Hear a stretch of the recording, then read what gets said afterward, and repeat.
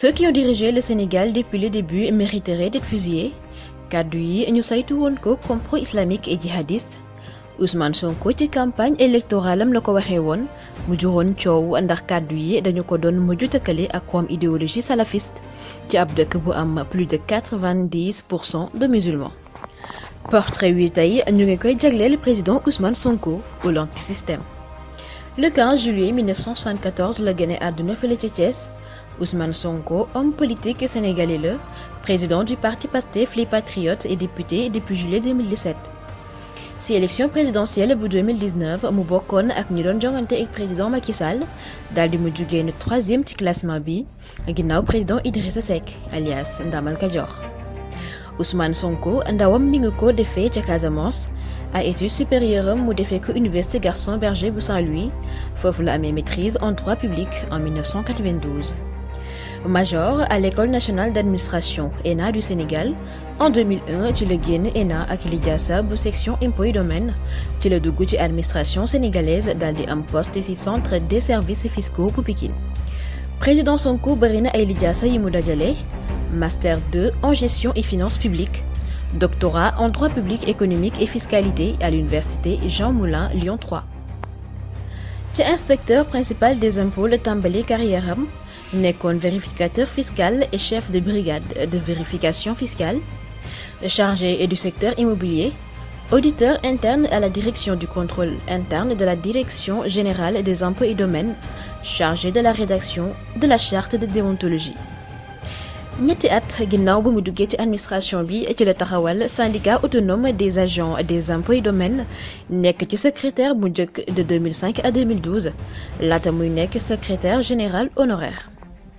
En tant qu'inspecteur des impôts si la nekkee témoin mbuxum yi doon am ci impôts et domaines boole si di yoole les actes de fraude fiscale si la ñu tàmbal di ko xoxatal doon ko fay salaire bu yamamay teg ci nag di dund ay pression yu bari.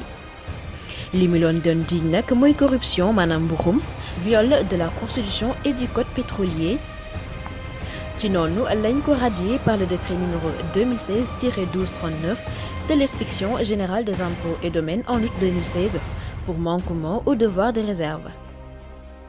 loolu nag nekkoon lu jur coow lu rëy waaye itam doon le début de son ascension ndax loolu tax ba nit ñi xam kan mooy Ousmane Sonko mu mujj nag xaatim ab téere Pétrole et gaz au Sénégal, chronique d'une spoliation, paru dans les éditions Fauve.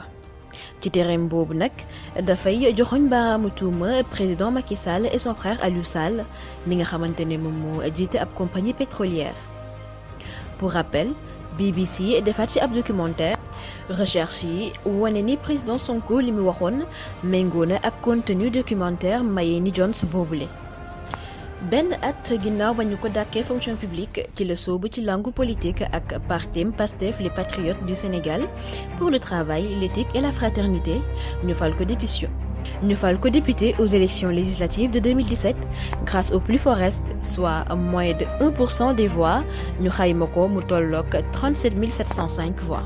ñu dëgmal itam jongante bu présidentielle 24 février 2019 mu taxawal campagne am marqué empreinte am ci réseaux sociaux yi ñu koy woowee à tort candidat des réseaux sociaux à tort ndax président Sonko tel une étoile montante mu nekkoon révélation ci élection yooyu nekk itam candidat bi ci gënoon a féete xale daal di nag réaliser une percée remarquable avec le programme Jotna maanaam c'est le moment en wolof.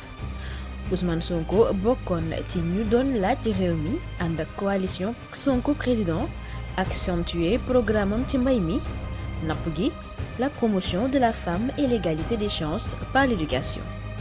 bokk na itam ci li ko yitteloon mooy xeex li nga xamante ne mooy mbuxum maanaam corruption teg si nag di défendre le patriotisme économique.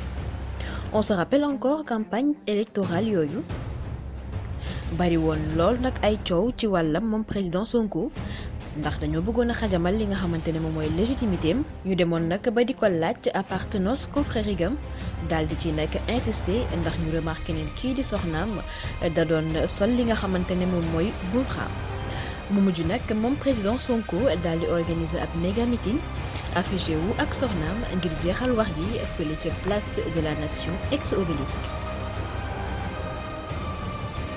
Un antisystème est produit du système pourtant. Président Sonko optait pour le changement du fonctionnement de l'État, mais c'était pas les hommes qui sont visés comme ni ko nit ñi doon xalaatee. À l'issue des élections présidentielles mu am lu tollook 687 065 citoyens sénégalais yu ko sànnil seeni carte. Candidat malheureux aux élections, Ousmane Sonko di wéyal ay combaawam ak ay intervention wam à l'Assemblée nationale sénégalaise ay kàddoom nag ñëpp ci askanuk Sénégal bi di ko teewlu. Ayez le courage de dire la vérité aux Sénégalais seen cuune seen ñàkk bën ak seen ñàkk patriotisme ak dëng gi ngeen jiital ci seen gouvernance moo andi problème yi ci Sénégal. Et les Sénégalais vont souffrir parce que vous êtes incompétents.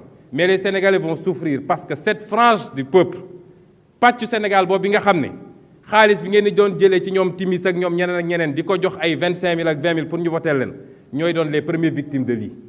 réew tappale du ko defar réew jub ak liggéey moo koy defar. Je vous remercie.